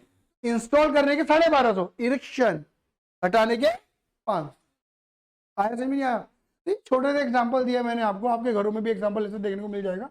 बट बड़ी बड़ी कंपनियों में जब नए प्लांट लगाए जाते हैं तो पुराने को हटाने का पैसा दिया जाता है, इंस्टॉलेशन एंड इरेक्शन चार्जेस कहते हैं। तो वही है, जब तो पुराना नहीं हटेगा तो नया कैसे यूज करोगे, सही बात है, ये नहीं है, वो रेडी टू यूज की कंडीशन में नहीं आ पाएगा। आया समझ में नहीं आया, दिस इज कॉल्ड कॉस्ट, आया समझ में नहीं आया, ये वो कॉस्ट है जो तुम्हें इंकर करनी पड़ेगी, जो तुम्हारी जेब से चला गया पैसा लौट के नहीं आएगा, तो सब ऐड कर देते, क्लियर है। किराया भाड़ा, इवन किराया भाड़ा भी ऐड करते हैं, क्लियर है। कि अगर मान के चलो तुम कहीं से बाहर से मंगा रहे हो सामान को, ठीक है ना, कई बार मशीनें होती हैं, जैसे लोग गुजरात में बहुत मशीन मैन्युफैक्चरिंग है, गुजरात एरिया, मतलब इंडिया का हब है गुजरात, ये तो मुझे अब पता लग रहा है क्योंकि मैं जब खुद मशीन बाय करता हूँ, ठीक है ना, तो गुजरात हब है, वहाँ मशीन मैन्युफैक्चरिंग बहुत अच्छा है, अच्छे लेवल पे लोग बहुत मोटा कमाते हैं वहाँ के बंदे, ठीक है ना, ठीक है। तो ये मान के चलो आप कि वहाँ से अगर कोई मशीन बाय करते हो तो वहाँ से यहाँ तक मशीन भेजने हो 5-10 रुपये एक्स्ट्रा लगते हैं किराया भाड़ा, तो वो क्या बनेगा, हमारी कॉस्ट का पार्ट, आया समझ में आया, वो हमारी कॉस्ट का पार्ट बनेगा मेरे बच्चे। कोई दिक्कत है इस बात में, क्लियर है मेरी बात, आया, ये सब कहते हैं कॉस्ट, क्लियर है, कोई दिक्कत। तो वही वाली बात आ गई डेप्रिशिएशन। अब बताइए डेफिनेशन क्या है हमारी, डेफिनेशन डेफिनेशन ये है कि डेप्रिसिएशन अकाउंटिंग का मतलब है allocation of depreciable amount, depreciable amount को एलोकेट कर देना डेप्रिशिएबल एसेट की ओवर यूजफुल लाइफ, ठीक है ना, उसकी लाइफ में। दीदी आप डांट खाओगी आप, ठीक है। डेप्रिशिएबल अमाउंट, डेप्रिशिएबल एसेट की डेप्रिशिएबल अमाउंट को एसेट की लाइफ में एलोकेट कर देना एक सही तरीके से, उसे हम क्या कहते हैं, डेप्रिसिएशन अकाउंटिंग कहते हैं। डेप्रिसिएशन अकाउंटिंग कहते हैं। क्या बोला हमने, डेप्रिशिएबल एसेट की डेप्रिशिएबल अमाउंट को उसकी लाइफ में क्या कर देना, एलोकेट करना ही क्या कहलाएगा, डेप्रिसिएशन अकाउंटिंग कहलाएगा। और वो भी सिस्टमेटिक मैनर, एक सही तरीके से, सही तरीके से, सही ढंग से। आया सही में, नहीं आया? चलिए मैं थोड़े बहुत एग्जाम्पल आपको देता हूँ, समझना बात समझना, ठीक है। सपोज मान लो कि आकर्ष अब बड़ा हो चुका है, ठीक है ना, ठीक है, आकाश बड़ा हो गया है, सियाना हो गया है, और इसके पापा को लगता है कि अब इसकी शादी कर देनी चाहिए, हाथ पीले कर देनी चाहिए, ठीक है ना, लेकिन बहू लानी है, ठीक है ना। तो पापा ने ना एक जमाने में एक जमीन खरीदी थी कभी, सपोज मान लो 10 लाख रुपए की, ठीक है ना। अब पापा को लग रहा है यार बहू लानी है तो मकान बना लेते हैं, ठीक है, बात क्लियर होगी नहीं हुई। तो पापा ने जमीन 10 लाख की खरीदी थी, ठीक है, और क्या कहते हैं, मकान बनाना शुरू करा उसके ऊपर, क्लियर ही नहीं है। मान लो पापा के पास पैसे नहीं थे, ठीक है, पापा ने क्या लिया, कंस्ट्रक्शन लोन ले लिया। क्या ले लिया, कंस्ट्रक्शन लोन। पापा को लगता था यार मोटा मोटी 30 लाख के अंदर बनके तैयार हो जाएगा सारा, एक फ्लोर बढ़िया वाला चकाचक एकदम, ठीक है। तो पापा ने मान लो 30 लाख रुपीज का लोन ले लिया। कितना लोन ले लिया, 30 लाख।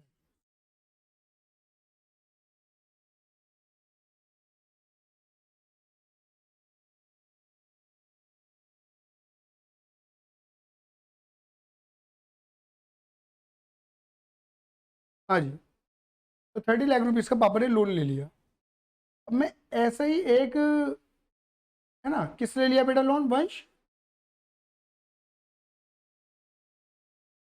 कंस्ट्रक्शन करने के लिए,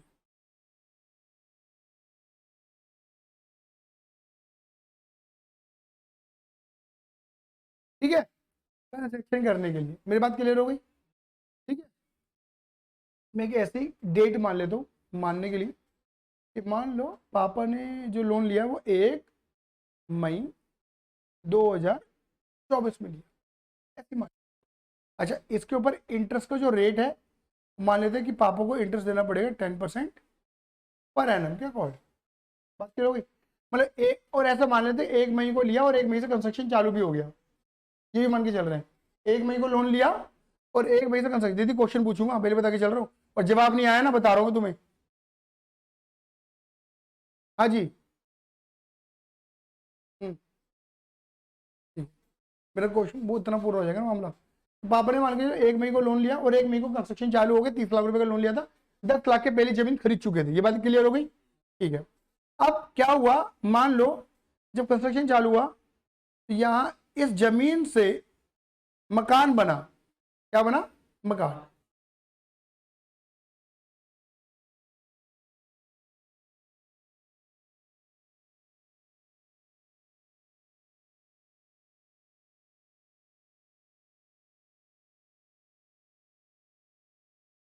ठीक है।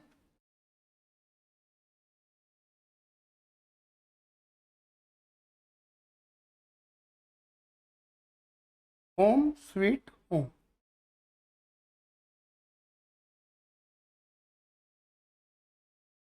क्लियर है।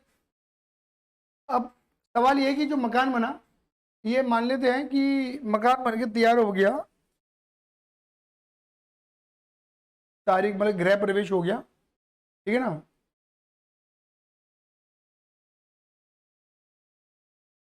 गृह प्रवेश हो गया, इन्होंने मकान को यूज करना शुरू कर दिया।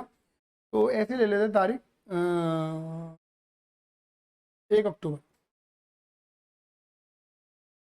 2025, ठीक है, बात क्लियर हो गई, ठीक है। लेकिन अभी लोन थोड़ा पे, वो लोन तो चल ही रहा है, ठीक है। अब इधर देखो, इस बीच में कितने महीने बैठे ये बताओ पहले, 1 मई से लेके 1 अक्टूबर तक। मई, जून, जुलाई, अगस्त, सितंबर, अक्टूबर, नवंबर, दिसंबर, जनवरी, फरवरी, मार्च, फिर अप्रैल, मई, जून, जुलाई, अगस्त, सितंबर, अक्टूबर, 12 और 6, 18 महीने बैठे मेरे अकॉर्डिंग। 5/24 से 1 अक्टूबर 25 तक। बताओ फटाफट से, अरे पीछे बताओ हाँ या ना। 18 महीने लगे। 18 महीने मकान बनकर तैयार हो गए, गृह प्रवेश हो गया, इन्होंने काम करना शुरू कर दिया। बेटा बोलो फटाफट। बोलो बेटा। अच्छा 1 अक्टूबर है, सॉरी सॉरी सॉरी, मैंने शायद अक्टूबर भी काउंट कर लिया। 17 महीने बैठेंगे, ठीक है। 1 अक्टूबर काउंट नहीं होगा, मैंने कर लिया था, मुझसे गलती हुई थी। बात क्लियर हो गई। तो 17 महीने के अंदर मकान बनकर तैयार हुआ। तो 17 महीने तक मुझे बताओ आकाश, पापा ने इंटरेस्ट पे करा होगा, इंस्टॉलमेंट पे करी, इंस्टॉलमेंट इंटरेस्ट भी पे करा होगा। मैं एक बहुत नॉर्मल कैलकुलेशन, मैं बहुत टेक्निकल कैलकुलेशन में नहीं जा रहा, एक बहुत सिंपल सी कैलकुलेशन कर देता हूँ कि भाई इंटरेस्ट लगा होगा 30 लाख के ऊपर, कैलकुलेट करना, 30 लाख के ऊपर 10%, 17 महीने का।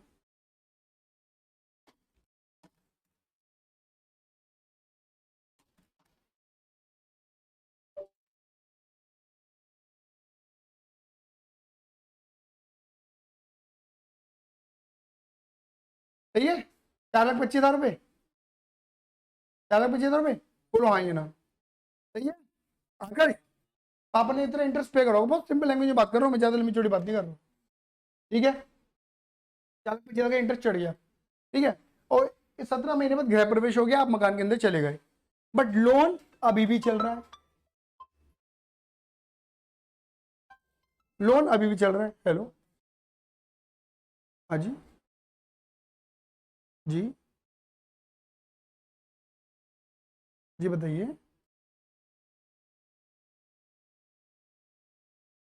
हेलो।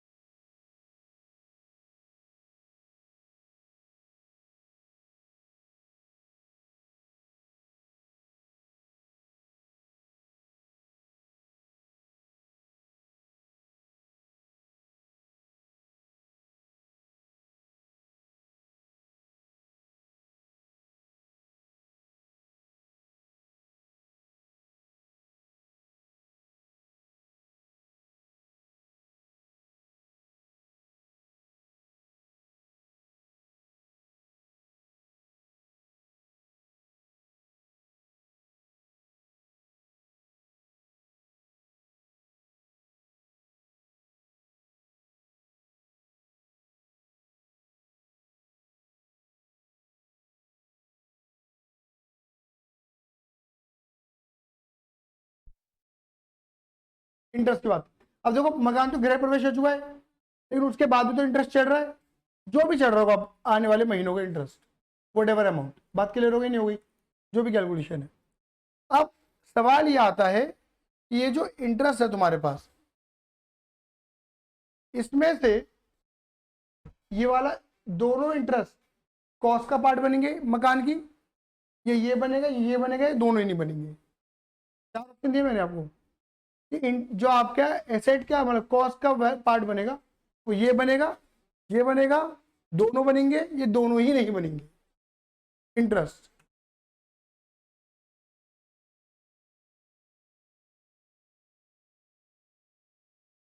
चलो साई कह रहा है दोनों बनेंगे, और कोई? दोनों बनेंगे, और कोई? दोनों बनेंगे वैसे, और कोई? अरे मैं तो तेरे पे ऐसे हंस रहा हूँ यार।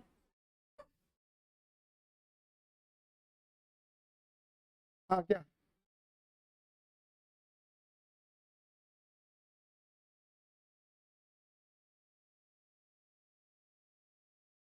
है? मैंने इतना पूछा, देखो 10 लाख की जमीन है इसके अंदर, 30 लाख का लोन, 30 लाख रुपए लग गए, तो मकान तो 40 लाख का ही तो मुझे दिख रहा है, 40 तो है ही। सवाल ये है, मतलब देखो 40 लाख तो है, ये बात तो क्लियर हो गई, इसमें तो मेरा सवाल नहीं आता। सवाल ये है कि मैं इंटरेस्ट ऐड करूं या ना करूं, पहला सवाल।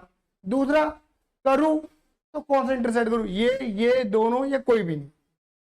दोनों करेंगे, ये कहना चाह रहा है ना? ठीक। और कोई? पहले वाला क्यों?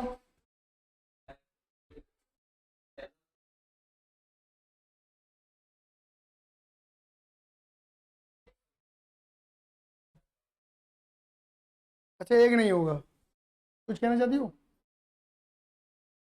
दोनों?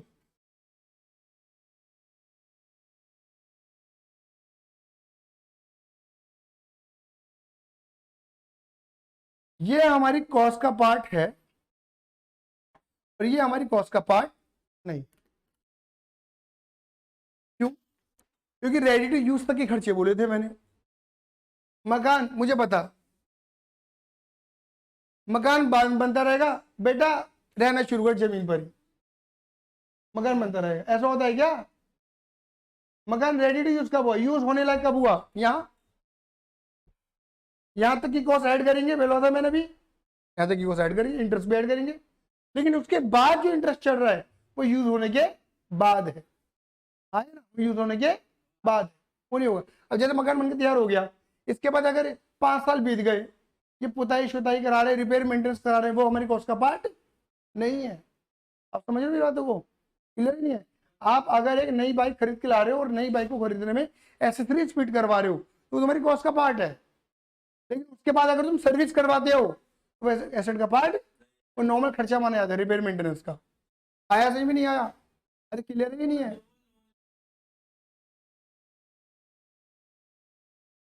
अरे खर्चा तो हुआ, लेकिन इंटरेस्ट तो देखना, इंटरेस्ट तो नॉर्मल कौन सा चढ़ेगा ही चढ़ेगा, लेकिन इंटरेस्ट कौन सा ऐड कर रहा हूं मैं, रेडी टू यूज तक का, जब तक वो मेरे लिए एसेट यूज होने लायक नहीं हो जाती। क्लियर ही नहीं है? वो मेरा खर्चा है, सवाल नहीं समझ रहे हो मेरा?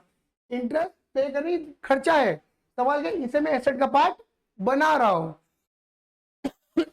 इसे मैं एसेट का पार्ट नहीं बना रहा, ये मेरा एसेट में ऐड होकर बैलेंस शीट में जाएगा, और ये मेरा खर्चा मान के पीनल में जाएगा, बैलेंस शीट में नहीं जाएगा। अंदर क्लियर हुआ? खर्चा तो खर्चा ही है, बट एक को मैं क्या कर रहा हूँ, एसेट मान के बैलेंस शीट में भेज रहा हूँ, और एक को मैं सीधा खर्चा मान के पीनल में भेज रहा हूँ। इसे बोलते हैं खर्चे को कैपिटलाइज कर देना। क्या करना? कैपिटलाइज। आप इस इंटरेस्ट को जब एसेट के अंदर ऐड करते हो तो इसे कैपिटलाइज करना कहते हैं। क्या कहते हैं? कैपिटलाइज। मतलब एक खर्चे को कैपिटलाइज, मतलब है ये रेवेन्यू खर्चा, लेकिन इसे क्या ट्रीट कर रहे हो, कैपिटल खर्चा ट्रीट कर रहे हो आप, क्योंकि वो रेडी टू यूज से पहले का खर्चा है। अब एक बार यूज हो गया, पुताई शुताई कराई, रिपेयर मेंटेनेंस कराई, थोड़ा बहुत मतलब अलमारी बनवा ली, ये सब क्या है, रिपेयर मेंटेनेंस, इससे एसेट की वैल्यू पे कोई फर्क नहीं पड़ता। आगे ना? क्लियर नहीं है? कभी ऐसा होता है क्या कि नई टंकी लगवाई तुमने, मान के चलो ऊपर, आए ना, तो एसेट की वैल्यू बढ़ जाएगी, नई टंकी लगवाई है। अब ये जो 50 लाख का मकान है ना, 51 लाख का होगी नई टंकी लगाते ही। ऐसा होता है क्या? नहीं भाई, ये रिपेयर मेंटेनेंस में आता है। लेकिन मान लो कि आकाश का छोटा भैया भी था, छोटा भैया है, बड़ा भैया है, ओ माय गॉड, चलो ठीक है, आकाश का बड़ा भैया भी था, इससे ज्यादा पढ़ा लिखा, ठीक है। फिर उसकी शादी की बारी आई, पहले छोटे की हो चुकी थी, फिर उसकी शादी की बारी आई, ठीक है। इसमें चूल जाता थी शादी करने में, वो आराम से पढ़ लिख के एकदम, फिर उसने शादी करी। अब पापा को लगा घर में दूसरी बहू आ रही है, चलो एक माला बढ़वा देता हूँ। पापा ने ऊपर भी मकान बनवा दिया।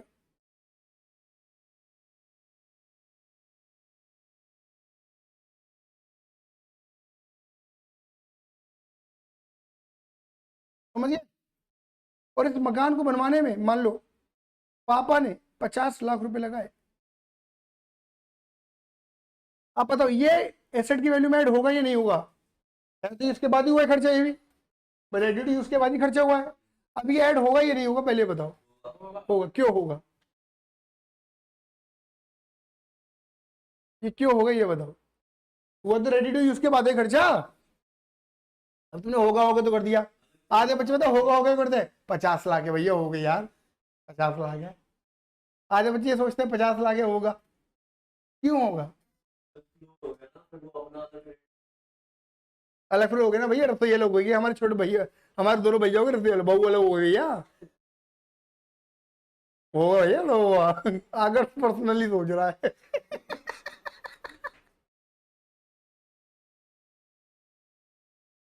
बताओ भाई, देखो इसका जो ओरिजिनल आंसर है वो ये कि होगा। सवाल है क्यों? क्योंकि देखो पहले ऊपर छत थी, है ना, अब दूसरी बहू आएगी छत पे थोड़ा ना सोएगी, बेटे देखिए दे रहा है तू उस पे खोल, ऐसा होता है क्या? नहीं। पहले छत यूज होने लायक नहीं थी, लेकिन पापा ने एक फ्लोर और बना दिया। अब जो छत थी अब वो छत नहीं रही, वो एक टेक्निकल एक मकान ही बन गया, और अब उसमें रह सकते हैं, सो सकते हैं। बोलो हाँ या ना? ये बात ही नहीं है। यानी कि जो कैपेसिटी यूज होने लायक रही थी अब वो कैपेसिटी यूज होने लायक बन गई, तो उस कॉस्ट को हम ऐड कर सकते हैं। कहने का मतलब मेरा ये है कि अगर अगर कोई भी खर्चा ऐसा करते हो जिससे तुम्हारी एग्जिस्टिंग एसेट की कैपेसिटी बढ़ जाती है,